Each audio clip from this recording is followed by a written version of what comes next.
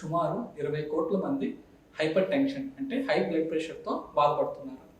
So ఎవరికైతే ఈ hyper tension దీర్ఘకాలికంగా ఉంటుందో, ఎవరైతే వారి బ్లడ్ ప్రెషర్ని కంట్రోల్లో ఉంచుకోరో వారిలో గుండె సమస్యలు, పక్షవాతం, కంటి సమస్యలు, కిడ్నీ సమస్యలు వచ్చే అవకాశాలు చాలా ఎక్కువ.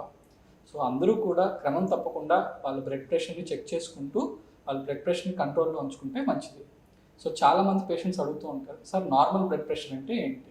సో అందరూ కూడా 120/80 mmHg లోపల ఉండేటట్టు చూసుకుంటే మంచిది.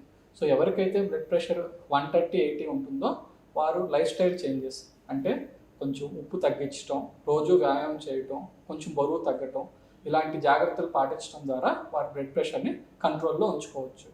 ఎవరికైతే బ్లడ్ ప్రెషర్ 140/90 కంటే ఎక్కువ వెళ్తుందో వారందరూ కూడా మాత్రలు వాడితే మంచిది.